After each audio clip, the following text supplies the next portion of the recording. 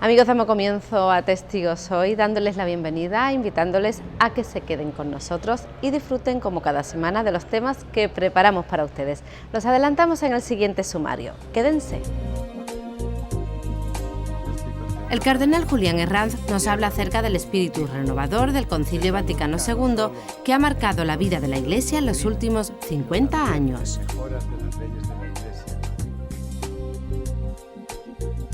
En nuestro reportaje de hoy nos adentramos por estancias hasta ahora desconocidas de la Iglesia Colegial del Divino Salvador en Sevilla. Celebramos hoy la solemnidad de la Santísima Trinidad, la jornada Pro Orantibus, centinelas de la oración, reza el lema de la jornada, auténticos adelantados de la vida espiritual que mantienen viva la fe de la Iglesia para que no olvidemos lo que realmente importa. En la entrevista de hoy a su eminencia el cardenal Julián Herranz podemos abordar algunos aspectos referidos al 50 aniversario del inicio del Vaticano II, por una parte, y repasar aquellas cuestiones que están de más actualidad desde la elección del nuevo Papa Francisco y lo que supone para la Iglesia. Hoy tenemos la oportunidad de tener en nuestra entrevista al cardenal Herranz. No es la primera vez que está con nosotros. Él es presidente emérito del Consejo Pontificio para los Textos Legislativos. Bienvenido de nuevo a Testigos Hoy. Bien hallaos.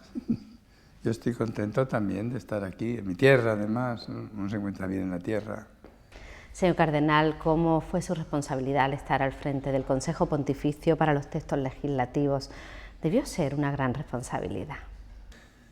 Pues diría sí, era grande, pero al mismo tiempo muy amable, porque el Papa siempre nos ha ayudado, animando mucho a procurar que lo que el Concilio Vaticano II dijo se traduzca no solo en contenidos de doctrina, sino también en mejoras de las leyes de la Iglesia, que ayuden a tomar conciencia a los cristianos de la gran responsabilidad que nace del bautismo de ser santos y apóstoles.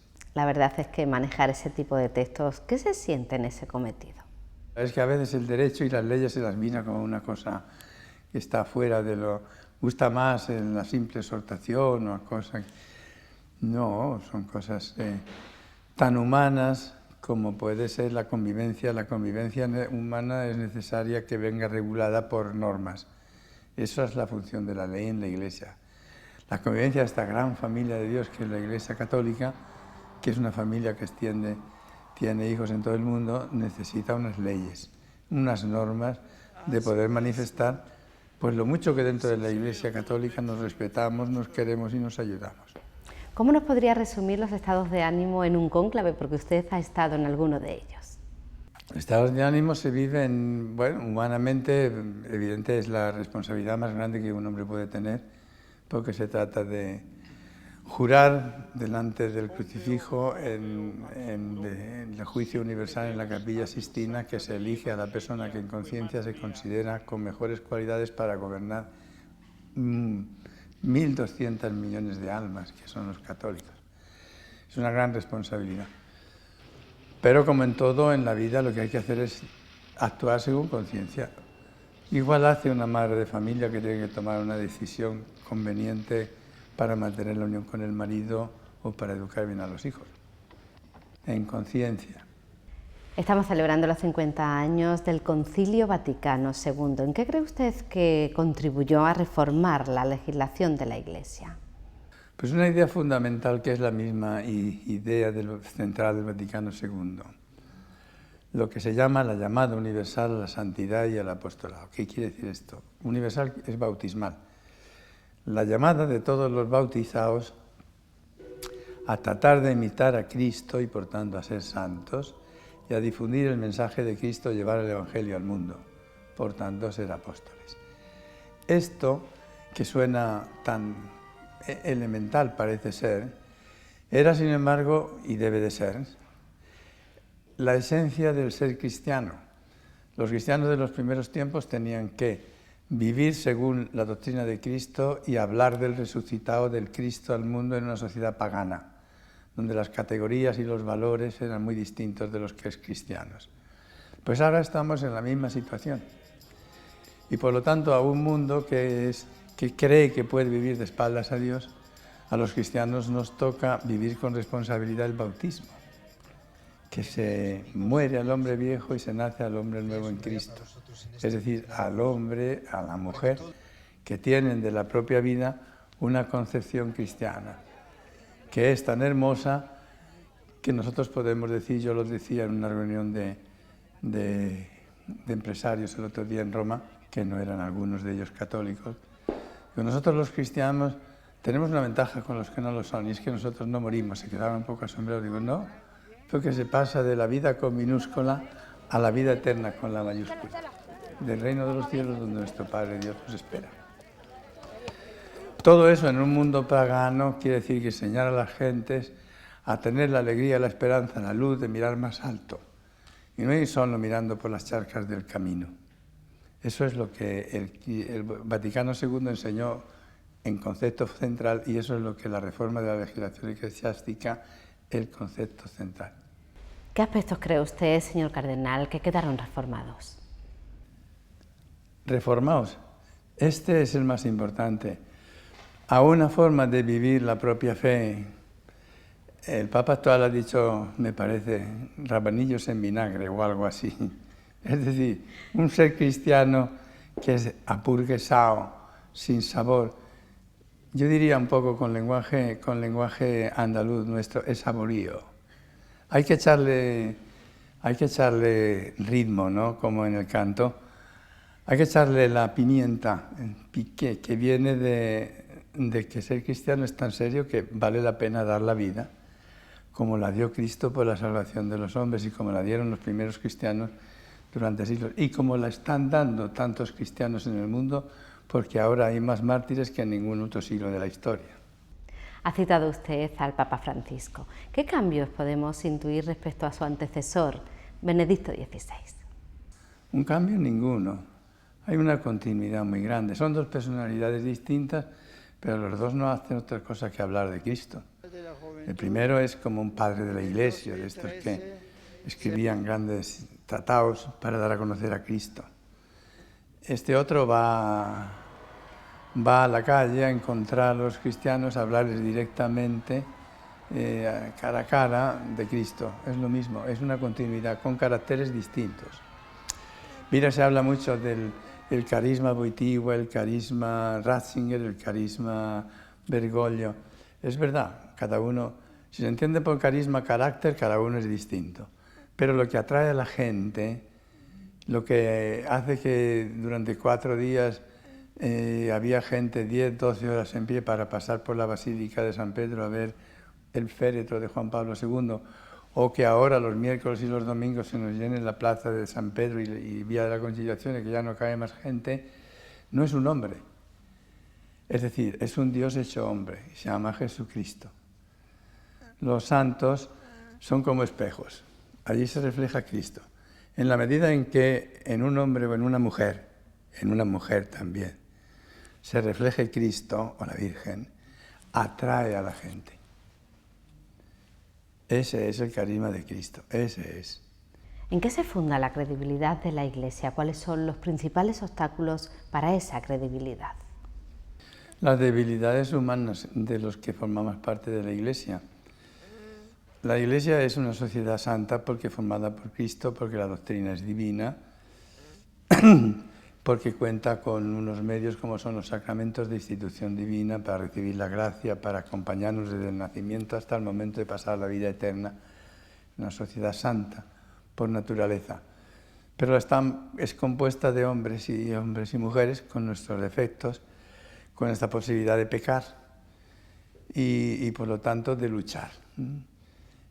Cuando una persona no sabe vivir su cristianismo como Dios manda, no es creíble en algún momento, como madre de familia, como padre de familia, como empresario, como obrero, porque no está cumpliendo con los deberes que le corresponden, como cura, que no hace bien el papel suyo de ministro de Cristo. Se pierde la dignidad de la persona en un ámbito o en otro y se repercute en la institución a lo que la persona pertenezca, puede ser una familia o una empresa o una sociedad o la Iglesia misma. Eso es lo que es. Pero al mismo tiempo debo decir que en la Iglesia hay mucha santidad, mucha santidad. Nosotros estamos ahora tan tranquilos en el sentido de que estamos lejos, Pero hay en Asia, por poner un ejemplo de continente quizás ahora donde más, muchos hermanos nuestros en la fe que están dando la vida por defender. Una mujer como tú, madre de familia, de 3 hijos, está en una prisión en el Pakistán desde hace 3 años únicamente porque es cristiana y porque no quiso jurar del cristianismo para hacerse musulmana. Señor cardenal, ¿y cuáles son los principales retos de la Iglesia en estos momentos? Dice que te he dicho antes, tomarse en serio ser cristiano. Ser cristiano es la cosa, es tocarle a uno la lotería. Es la cosa más bonita que se puede ser en esta tierra. Nosotros somos sembradores de paz y de alegría porque llevamos la paz y la alegría de Cristo a las almas. Lo que pasa es que del mismo concepto de felicidad se tiene un concepto equivocado. Se piensa que se es feliz cuando se consigue tener 4 chucherías en la mano, que se ha conseguido esto, pequeñas cosas humanas. Y se es feliz cuando se le ha dicho a Dios sí. Dios es Padre, desde la eternidad para cada uno de nosotros ha hecho un programa como si fuera un computer universal. En el universo allí estamos, igual que tenemos las huellas dactilares que son distintas, nuestro Padre Dios nos ha hecho a cada uno distinto porque nos quiere distintos y nos ha destinado a Él, a la eternidad. Saber que somos hijos de Dios es la cosa que nos puede llenar, que estamos amados por uno que murió en la cruz por amor nuestro. Todo eso nos tiene que llenar, es que somos tontos, si no nos llenamos de alegría, de paz, de saberse. En el fondo, una persona es contenta cuando es querida, cuando es amada. Pues démonos cuenta de cuánto Dios nos ama. Y verás cuánto se marchan preocupaciones tontas, obstáculos que quitan la paz y la serenidad. Tenemos los cristianos el derecho y el deber de ser alegres, esperanzados y de sembrar paz y alegría y esperanza en el mundo. Muchísimas gracias por acompañarnos una vez más en Testigos Hoy. No hay de qué.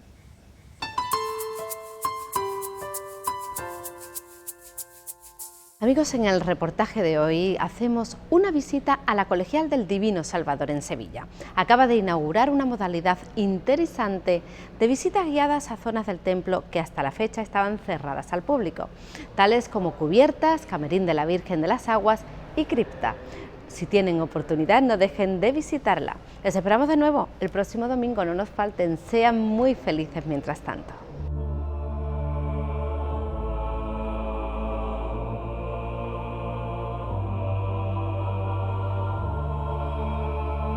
El Cabildo Catedral de Sevilla ha presentado el proyecto de visitas guiadas a la Iglesia Colegial del Divino Salvador, considerado el segundo templo de la archidiócesis detrás del aseo hispalense.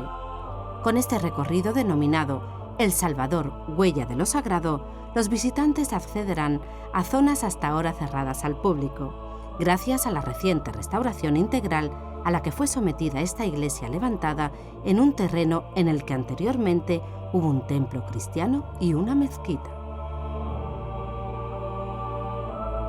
Desde el mismo Cabildo Catedral, como responsable de lo que es la visita cultural de El Salvador, se vio la posibilidad de completar lo que es este magnífico templo con aquellos aspectos que no estaban pues al alcance de la mayoría de las personas que nos visitan.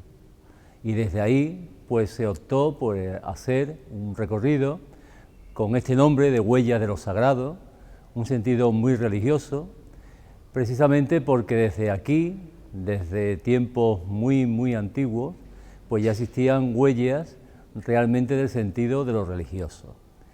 Por eso la cripta está contenido fundamentalmente la síntesis de lo que pretendemos, más el complemento barroco del Camerín de la Virgen de las Aguas y las cubiertas donde hay una panorámica para explicar prácticamente la historia de la ciudad de Sevilla. Este es el patio de los Naranjos de la Iglesia Colegial del Salvador. Desde aquí se recepciona al visitante que va a acceder a la visita de la Huella de lo Sagrado, desde la que se acceden a diferentes ámbitos del edificio pues desconocidos para el visitante en épocas anteriores. Pues tras la bienvenida en el patio de los Naranjos, nos hemos venido a las criptas. Estamos a 3 metros de profundidad bajo el nivel habitual, el suelo que siempre hemos pisado en El Salvador. Esta zona, hay que resaltarlo siempre, fue creada a raíz del proceso de restauración que tuvo lugar en El Salvador pues entre 2004 y 2008. La creación de las criptas supuso un cambio radical en este entorno porque se extrajeron aproximadamente 3.000 metros cúbicos de tierra y con ello se consiguió crear esta especie de cámara de aire y también, bueno, pues que un forjado de hormigón bastante poderoso estuviera arriostrando los pilares del Salvador, consiguiendo de esta manera el objetivo, bueno, pues de salvaguardar lo que es la estabilidad del templo. Como ven, bueno, pues me he colocado entre dos elementos muy significativos, entre una lauda musulmana que habla de un terremoto en el siglo IX y a mi espalda una cruz de cerrajería que es reproducción de la cruz que remata a 55 metros de altura El Salvador. Esta zona, como les comentaba, es una zona riquísima desde el punto de vista arqueológico y además pone de manifiesto el hecho de que nos encontramos pisando suelo sagrado pues prácticamente desde casi los albores desde la historia de Sevilla. Este suelo lo podemos considerar como tal. Uno de los aspectos más importantes de ese proceso de excavación que comentábamos anteriormente, esa retirada de esos 3.000 metros cúbicos de tierra, pues consistió en el hallazgo, pues por supuesto, de una serie de restos arqueológicos que contemplamos, que interpretamos además durante nuestro recorrido por esta zona de criptas y por supuesto, y esto hay que recalcarlo también mucho, el hallazgo de una serie de sepulturas, todas ellas de época cristiana, porque los musulmanes habitualmente no sepultan en sus mezquitas, restos que abarcan pues prácticamente desde la fundación del edificio como periodo cristiano hasta bueno, pues mediados del 18, incluso principios del 19, restos humanos que fueron tratados con muchísimo respeto, que fueron estudiados por un equipo de paleoantropólogos, sacando pues muchísimas conclusiones que bueno, pues las comentamos también durante nuestro recorrido y que bueno, que permanecen aquí depositados con muchísimo respeto porque a fin de cuentas eran fieles, eran personas que estaban vinculadas al Salvador por devoción, por su fe y que siguen aquí depositados, insisto, pues con esa misión. Llegados a este punto de la visita, vamos a acceder a un espacio privilegiado, único, que se puede visitar por primera vez con estas visitas, este programa de la huella de lo sagrado, y es el Camarín de la Virgen de las Aguas. Es un espacio, como les digo, único, son ustedes privilegiados porque vuelven a pisar un espacio que desde el siglo XVIII no se pisaba y que está recientemente restaurado con técnicas muy novedosas. Vamos a acceder a él. El Camarín de la Virgen de las Aguas se articula en tres espacios muy determinados, que son la zona de la caja de escalera, que es la antesala, el propio camarín en el que me encuentro ahora mismo, y a mis espaldas está el oratorio desde donde se oficiaría la ceremonia. Se trata de un espacio singular con una tendencia clara al horror vacui porque todos sus paramentos están fuertemente cargados de decoración, no solamente pictórica sino también escultórica, altos relieves como este que tengo a mis espaldas en los que se representa por ejemplo el desposorio de la Virgen. Sobre él aparece un símbolo que refuerza aún más la escena, que es una palmera, que es el símbolo de la fidelidad. De manera que, como les digo, no hay nada aleatorio dentro de la observación de este espacio. Una vez que hemos efectuado el recorrido por las criptas y por el Camarín de las Aguas, pues comenzamos el ascenso y en la primera zona a la que estamos accediendo, la que estamos ahora pisando, pues son las tribunas, un elemento bueno, pues clave para comprender la perspectiva, por supuesto, del edificio, para maravillarnos con el esquema constructivo de Leonardo de Figueroa aquí en El Salvador y por supuesto para también destacar la luminosidad y la belleza de líneas del Salvador que estamos ahora mismo pisando. Destacar también por supuesto el papel de las tribunas como lugar de privilegio, como lugar donde bueno, pues, las clases privilegiadas tenían la ocasión de contemplar y participar en las celebraciones litúrgicas más importantes y por supuesto también el papel que tenían estas tribunas como zona de servicio, como zona de acceso para diferentes elementos como por ejemplo el órgano. También resaltar aspectos constructivos, aspectos originales dentro de la decoración del Salvador, como esos mascarones que vemos rematando los pilares, esos mascarones con aspecto de figura casi de león, que viene a ser como un guardián, un símbolo muy importante para la iconografía del Salvador.